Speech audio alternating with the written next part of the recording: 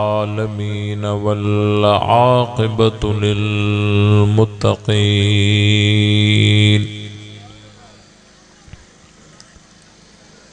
वस्सलातु वस्सलामु अला सय्यिदिल अंबिया वल मुरसलीन अम्मा बअदु फ़अऊज़ु बिल्लाहि मिनश शैतानिर रजीम बिस्मिल्लाहिर रहमानिर रहीम ला यस्तवी मिनकुम मन अनफ़क़ मिन क़ब्लिल फ़त्हि व क़ातल उलाइका अअज़मु दरजतम मिनल्लज़ीना अनफ़क़ू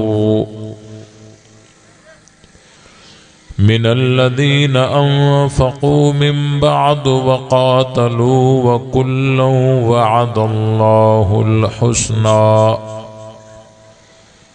वल्लाहु बिमा तअमलून खबीर। सदक़ल्लाहुल अज़ीम। दुरूद पाक। अल्लाहुम्मा सल्लि अला मुहम्मद व अला आलि मुहम्मद कमा सल्लैता अला इब्राहीम व अला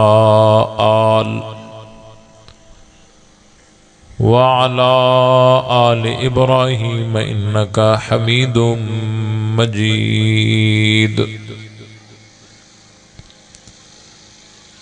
अल्लाहुम्मा बारिक अला मुहम्मद व अला आलि मुहम्मद कमा बारकता अला इब्राहीम व अला आलि इब्राहीम इन्नका हमीदुम मजीद। बिरादरान इस्लाम, काबिल सद एहतराम ए मुंजा अजीज दोस्तों, बुजुर्गो ए भाइरो, कुरान मुक़द्दस जी बाबरकत महफिल अल्लाह ताला जे फजलो करम सा दुआ है त अल्लाह सही पंहिंजी बारगाह में कबूल फरमाए।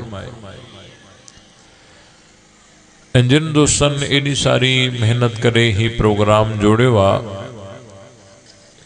अल्लाह सही उन्हनि जी मेहनत के कबूल फरमाए। जेके साथी दूर दराज को सफ़र करे हिन महफिल में शरीक थिया हिन, अल्लाह सही सभिनी जी हाज़री के शर्फ़े क़बूली सां नवाज़े। क़ारी मोहम्मद शाबान साहिब रहमतुल्लाह अलैह जे वञण खां बाद में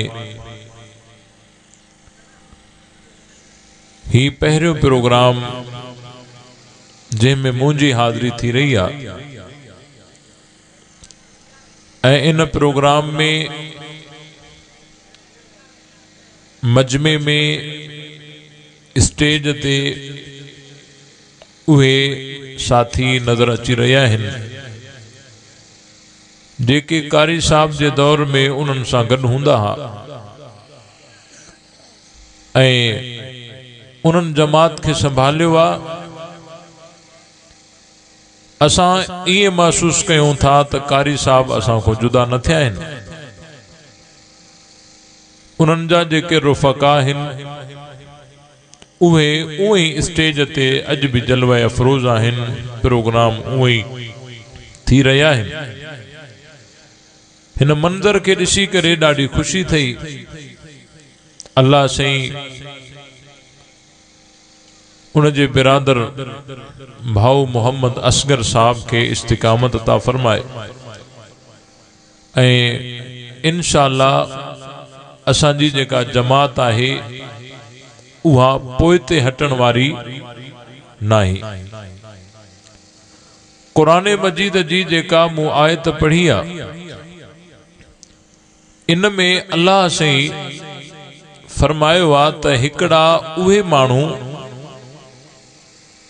जिन फतेह मक्का खां अग में अल्लाह जी राह में माल खर्च कयो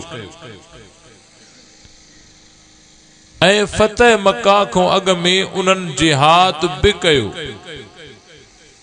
हिकड़ा इहे ॿिया उहे जिन फतेह मक्का को बाद में माल खर्च कयो ऐं बाद में जिहाद कयो। ये ब तबका थी विया न। फतेह मक्का को अग में ॾुखियो दौर हो, अञा मक्को फतह न थियो हो, इस्लाम ते ॾुखियो वक्त हो। फतेह मक्का को बाद में जने मक्को फतह थी वियो, उन को बाद में इस्लाम ताकतवर थी वियो। त हिकड़ा उहे जिन ॾुखे वक्त में इस्लाम जो साथ ॾिनो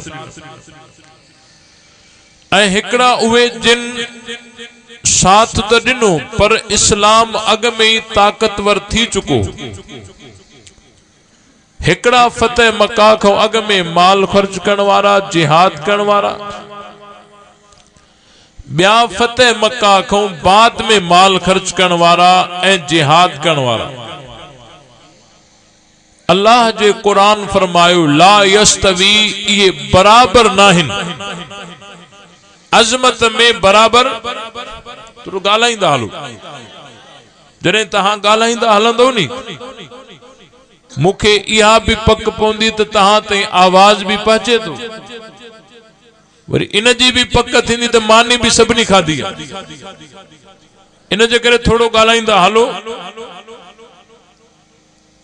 फतेह मक्का को अग में माल खर्च करण वारा ऐं जिहाद करण वारा ऐं ॿियो तबको फतेह मक्का को बाद में माल खर्च करण वारा ऐं जिहाद करण वारा, ये अजमत में बराबर नाहिन।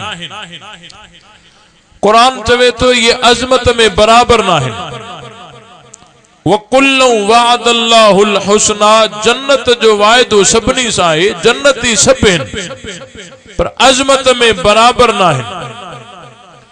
जिन फतेह मक्का को अग में खर्च कयो उलाइक अअज़मु दरजतम मिनल लदीन अनफक़ू मिन बाद वक़ातलू।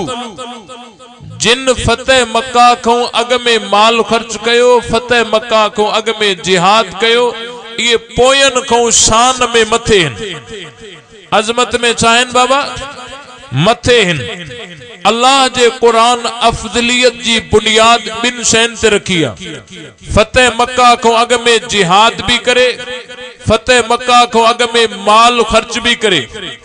जे वक़्त मुसलमानन जी तादाद 39 हुई, हजरत अबू बकर सिद्दीक रजी अल्लाह ताला अन्हु नबी पाक सल्लल्लाहु अलैहि वसल्लम को इजाजत घुरी, या रसूल अल्लाह मुखे इजाजत दो त मां काबतुल्लाह में बिही करे तौहीद जो वाइज कया। हजरत अबू बकर जे इसरार ते नबी पाक सल्लल्लाहु अलैहि वसल्लम हजरत अबू बकर सिद्दीक के इजाजत दिनी त काबतुल्लाह में तू तौहीद जो वाइज कर। इस्लाम जो इहो पहिरियों वाइज हो जेको हजरत अबू बकर सही काबतुल्लाह जे में बिही करे तौहीद जो वाइज कन पिया। हजरत अबू बकर जे वक़्त तौहीद जो वाइज कयो, जेके मुशरिक हा, काफिर हा, उहे हजरत अबू बकर सिद्दीक ते टुटी पिया। एतरो मारियो, एतरो मारियो, एतरो मारियो जो हजरत अबू बकर सिद्दीक बेहोश थी विया। कबीला बनु तमीम वारा हजरत अबू बकर सिद्दीक जे कबीले जा मानू उन्हन हजरत अबू बकर के खणी करे घर पहुंचायो। उन्हन के पक ही त अबू बकर हाने बचंदो न। वे वापस आया, काबतुल्लाह में बिही करे ऐलान कयो, ऐलान इहो कयो त जे अबू बकर के कुछ थियो असा पांद कंदासी, उन जे बदले में उतबा के मारींदासी। छो त हजरत अबू बकर ते सब को वधीक हमले करण वारो उतबा हो। ऐलान करे वापस आया। हजरत अबू बकर बेहोश आ, कोई पानी झली बिठो आ, को माखी जलियो बीठो वा, को खीर जलियो बीठो वा। अबू बकर अख खोल है पानी पी, अबू बकर अख खोल है माखी खा, अबू बकर अख खोल है खीर पी। हजरत अबू बकर बेहोश आ, सजो डी गुजरी वियो। तमाम रिश्तेदार कबीले वारा मिट माइट सब चौबाज बीठा हैं, सजो डी बेहोशी में गुजरियो। बेहोशी सजे डी में बेहोशी रही। आखिरी वक्त में जे वक्त हजरत अबू बकर जी अख खुली, अख खुलन साई के पानी वेझो कयो, के माखी वेझी कई, के खीर वेझो कयो। हजरत अबू बकर अख खोली देई चई त मुखे मुझे महबूब जो हाल ॾसो। जेके नबी साईं जा आशिक आहियो ॾाढा सुभान अल्लाह, सब न बाबा ॾाढा मञण वारा ॾाढा सुभान अल्लाह चो। हजरत अबू बकर चयो मुखे मुझे महबूब जो हाल ॾस्यो। उन वक्त तहां तारीख जा वर्क वरायो। हिकड़ा एड़ा मानू हा जेके हजरत अबू बकर ते चिड़ी विया हा, कावड़जी विया हा। उन्हनि चयो जंहिंजे करे तोखे एडी मार मिली आ, जंहिंसां गॾु रहण जे करे तोखे एडो सदमो पातो आ, वरी भी उन जी ॻाल्हि करी तूं। इएं चई करे हिकड़ा कावड़जी उतो हलिया हा, पर तारीख जा वर्क वरायो काथे भी इहो तहां के न मिलंदो जो हजरत अबू बकर उन्हनि कावड़जन वारनि के चयो हुजे तहां कावड़ न कयो। मां मुहम्मद जो तज़किरो खत्म तो कयां, अज को बाद में नबी जी ॻाल्हि न कंदुसि, तहां राज़ी थियो। हजरत अबू बकर उन्हनि कावड़जन वारनि के राज़ी न कयो वा। हजरत अबू बकर अमल सां ॾस्यो वा, तहां कावड़ जो त भल कावड़ जो, मां मुहम्मद जो जिक्र कंदो रहंदुसि। इहा ई वजह है अज के हिन नौजवाननि के चवनि था तहां सहाबा जी जमात में अची करे, सिपाहे सहाबा में अची करे, नबी जे यारन जे तहफ़्फ़ुज़ में तहां के हथकड़ी लगे थी, जेल मिलन था, शहादतूं मिलन थियूं। हो लापता थी वियो, हो जेल में वयो, हो शहीद थी वयो, हो गोलन जो खाज बणियो। हेडा सारा मसाइब हालात ॾिसी करे हिकड़ा कावड़जन था जिए अबू बकर सिद्दीक मुहम्मद जो साथ न छॾियो हो, इए हे भी जो सहाबा जो साथ न छॾींदा। नारा तकबीर, शान मुस्तफा, शान सिद्दीक़ अकबर, साईं अब्दुल जब्बार हैदरी। इन गाल के समझो, हजरत अबू बकर सिद्दीक नबी जो तज़किरो न छड़ियो। हजरत अबू बकर सिद्दीक उन्हनि के परचायो ना है। कावड़ जो त तहां जी मर्जी, मुझो प्यारे मुझो ताल्लुक नबी सां रहंदो। इन जे करे हिन दौर में भी जेके एतराज छन था, ये एतराज नवा ना हिन, ये एतराज पुराना हिन। अबू बकर सिद्दीक ते थींदा आया, सिद्दीक जे गुलामन ते भी थींदा जरूर। न अबू बकर मुहम्मद जो साथ छड़ियो हो, न हे जान सिद्दीक जो साथ छॾींदा। इन जे करे हजरत अबू बकर चयो मुखे मुहम्मद जो हाल ॾस्यो, के पानी वेझो कयो, के माखी वेझी कई, के खीर वेझो कयो। हजरत अबू बकर चयो मुखे अल्लाह जी ज़ात जो कसम आहे, जेस ताईं मुहम्मद जो दीदार न कंदुसि ओसी ताईं न खाईंदुसि न पीअंदुसि। बहरहाल तफसीलात में वञण नथो चाहियां। हजरत अबू बकर सिद्दीक के नबी साईं वटि वठी आया, दारे अरकम में वठी आया। नबी के पाक सल्लल्लाहु अलैहि वसल्लम हजरत अबू बकर के परे खां ॾिठो, नबी साईं जे अखियुनि में पानी छुलकी आयो। हजरत अबू बकर पंहिंजे हाल सां नबी साईं के अर्ज कयो, आका हे दर्द हे जख्म हे तकलीफ पंहिंजी जाइ ते, पर अव्हां जो दीदार कयो त सब दर्द दफ़े थी विया। इहो हजरत अबू बकर जे फतेह मक्का को अग में जिहाद कयो आ। जिहाद भी एड़ो जो ओडो हजारे हा, हेडो अकेलो सिद्दीक अकबर आ। हजरत अबू बकर इस्लाम जे खातिर बेहोशी काटी आ। हजरत अबू बकर इस्लाम जे खातिर मार खादी आ। हजरत अबू बकर इस्लाम जे खातिर मार खादी आ।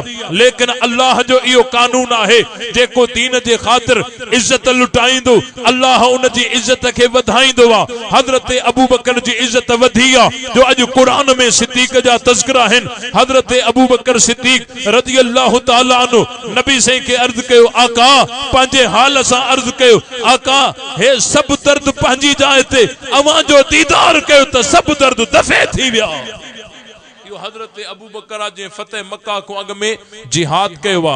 हजरत अबू बकर सिद्दीक 40,000 दिरहम जो मालिक आ, लेकिन सजो माल नबी से ते लुटायो थे। एक रिवायत जे अंदर इंदो वा एक दफे नबी से सा गड हजरत अबू बकर सिद्दीक बीठो वा।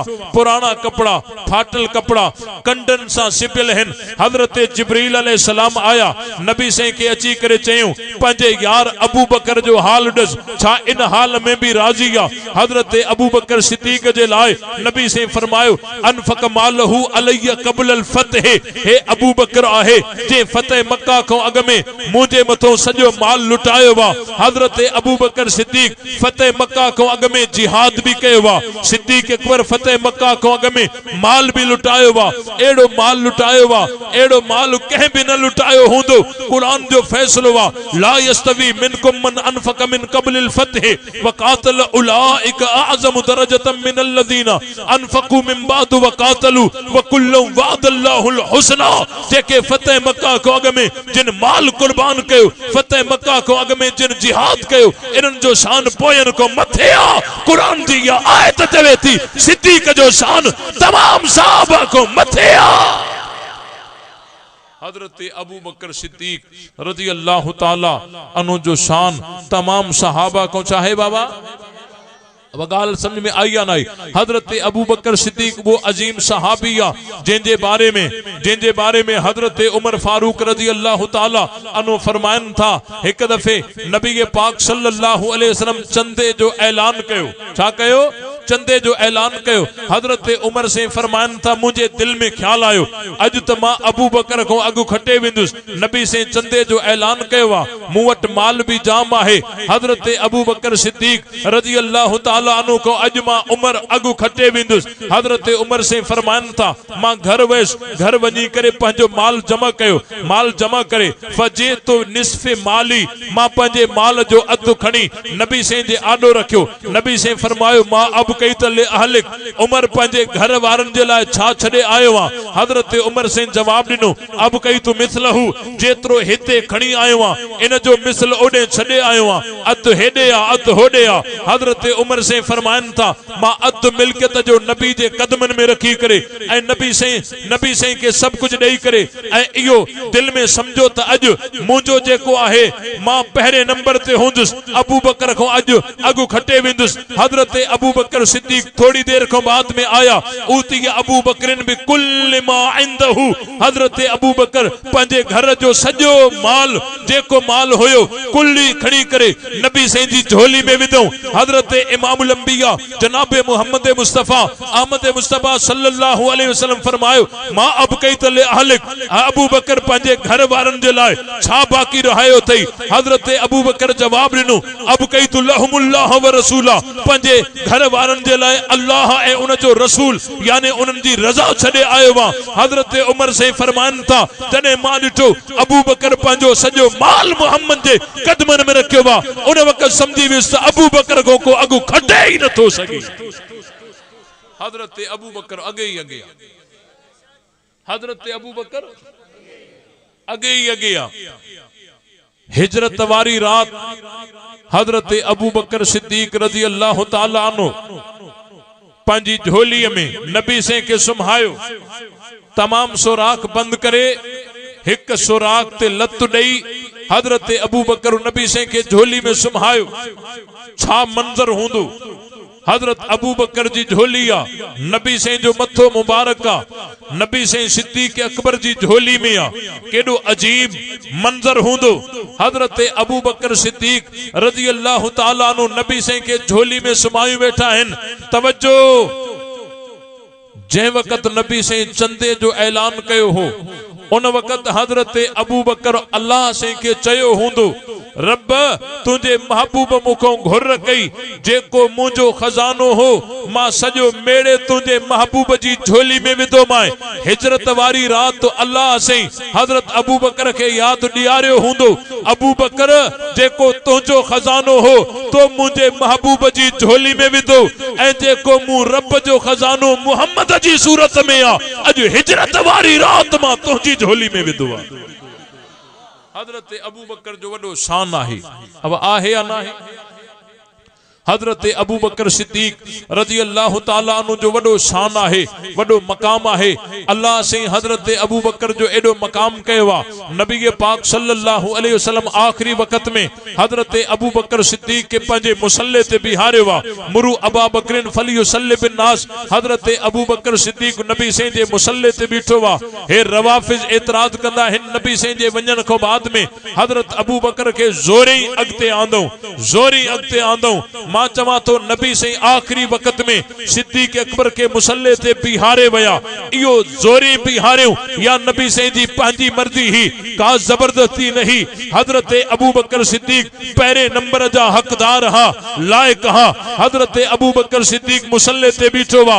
अली से मुक्तदीया, हजरत उस्मान मुक्तदीया, हजरत उमर मुक्तदीया, तमाम सहाबा इक्तदा में हिन। हजरत अबू बकर पहरे नंबर ते आ, मुसल्ले ते आ, सब मुक्तदी थी करे सिद्दीक जी इमामत ते इत्तेफाक करे। इन्हन दस्यो वा त अबू बकर सिद्दीक जी इमामत जो फैसलो बरहक आ। तमाम सहाबा मुत्तफिक हा। जेके अब्दुल्ला इब्न सबा यहूदी जा पोइ लगा उन्हन अज इख्तिलाफ की गाल कई आ, लेकिन सहाबा अहल बैत में कोई इख्तिलाफ न हो, कोई अदावत नहीं, का दुश्मनी नहीं। हजरत अबू बकर अली जो कलमो सागो हो, अबू बकर अली जी आजान सागी ही, अबू बकर अली जी नमाज सागी ही, अबू बकर अली जो तरीको सागो हो, कलमो सागो हो, आजान सागी ही, नमाज सागी ही, अकीदो सागो हो, नजरियो सागो हो, कोई इख्तिलाफ न हो।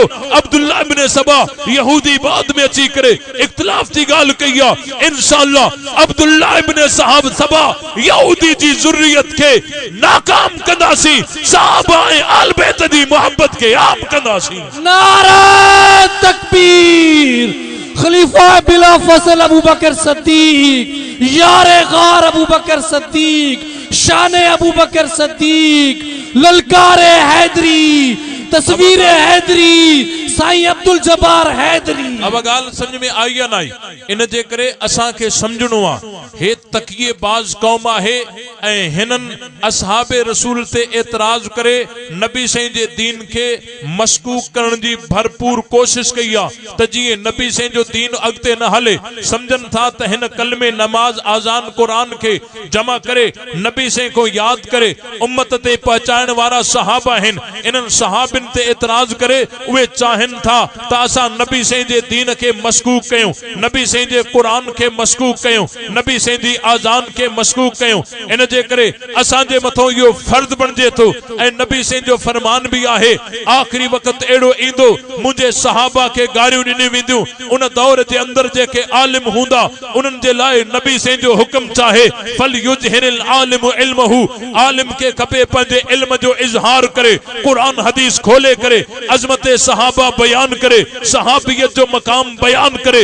जे कने व इल्लम यफल जालिक, जे कने आलिम असहाबे रसूल ते तबर्रेबाजी थन जे बावजूद पंजे इल्म जो इजहार नथो करे फअलैहि लानतुल्लाह वल मलाइकते वन नास अजमाइन, उनन जे मथो अल्लाह जी भी लानता, तमाम फरिश्तन जी लानता, तमाम इंसानन जी लानता।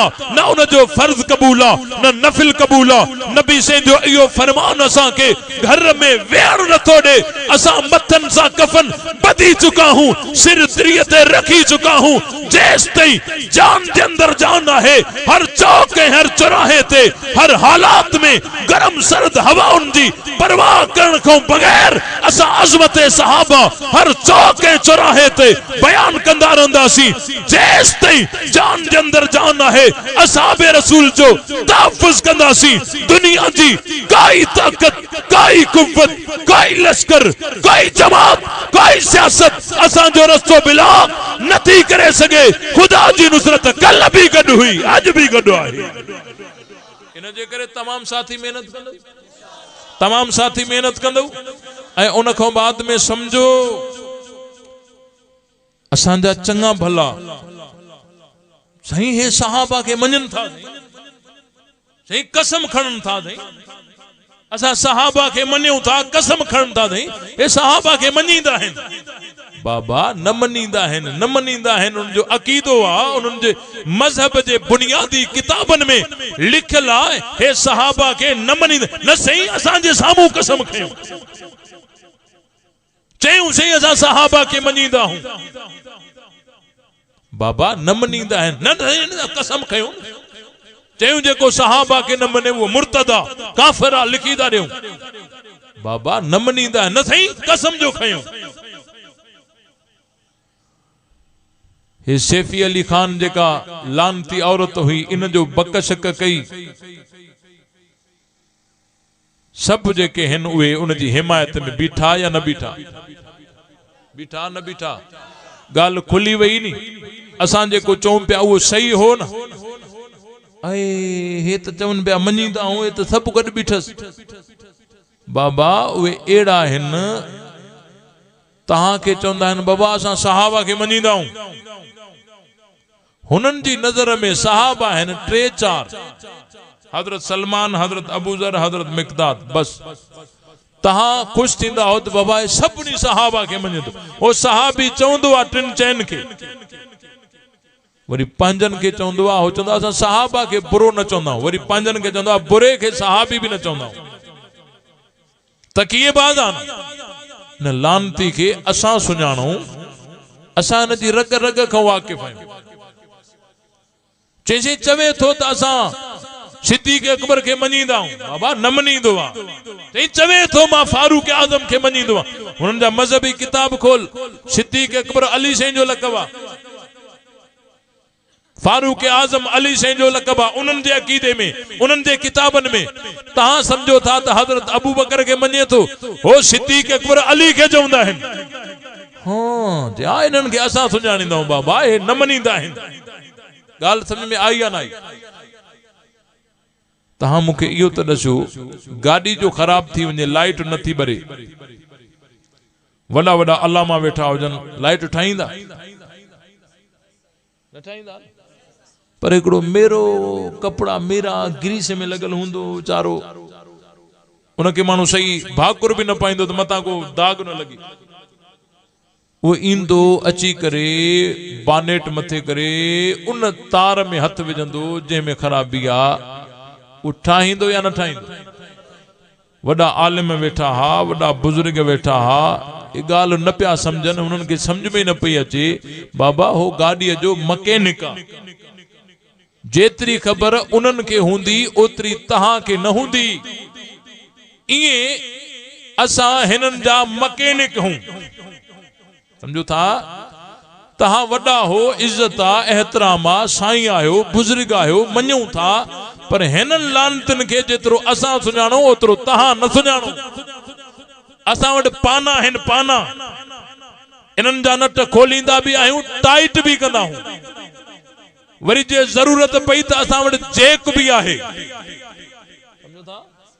जेक भी आहे। इन्हनि जी ख़बर असां खे आ, तहां खे न आहे। तहां इज्जत में आहियो, आलिम हो, बुजुर्ग हो, असां मञूं था, अखियुनि ते साईं हो, क़ाबिल एहतराम हो, लेकिन इन लानतनि खे असां सुञाणूं, हे असहाबे रसूल जा दुश्मन आहिनि, हे ख़त्मे नबूवत जा मुनकिर आहिनि, हे नबी जे अहले बैत जा दुश्मन आहिनि, न ये सहाबा जा आहिनि, न आल बैत जा आहिनि, न सिद्दीक़ अकबर जा आहिनि, न हैदर करार जा आहिनि, हे अब्दुल्लाह इब्न सबा यहूदी जा शागिर्द आहिनि। जो मक़सद ही नबी जे दीन सां दुश्मनी करणा, इन जे करे इन्हनि खे असां सुञाणो। ऐं हे जेका नेट आई आहे न, इन्हनि कम खोले छॾियो आहे, ये खुलंदा था अचनि। जेके ॻाल्हियूं जंगवी साहब ॾसींदा हा त बाबा हिननि में हे कुफर अथव, हे कुफर अथव, अॼु पाण वेही नेट ते ॾसनि था त असां हीअं बि आहियूं, अली साईं तमामु नबियनि खां अफ़ज़ल आहे। अब चवन था नथा चवन, हे सिज उभारण वारो अली आहे, आसमान पैदा करण वारो अली आहे, हे जमीन विछाइण वारो अली आहे, हजरत नूह के नबूवत ॾियण वारो अली आहे, हजरत इब्राहिम के बाहिमो बचाइण वारो अली आहे, हजरत यूनुस के मच्छीअ जे पेट मां कढण वारो अली आहे। इहो अक़ीदो कुफरिया अकीदो अल्लामा हक नवाद 35 साल अग में दस्यो के इलाही सुफट जेके हा वे न मनींदा हा, लेकिन अजु नेट अची करे उन्हनि जा अकीदा खोले छॾिया आहिनि। उहे पाण चवन था, अवाम कनन सां ॿुधी करे चवे थी, वाकई जंगवी जेको चयो हो वो सच हो। अमीर अजीमत मौलाना हक नवाज जंगवी गुलामाने सहाबा, उलमाए सिपाहे सहाबा। असांजो जहिड़ो कंहिं मुसलमान असां नाहे, समझो था, असांजो जहिड़ो कंहिं मुसलमान असां नाहे बाबा। ये मुसलमान जमातूं असांजूं आहिनि, मजहबी हुजन सियासी हुजन, असांजो जहिड़ो हिन क़ुरान जे दुश्मन सां आहे।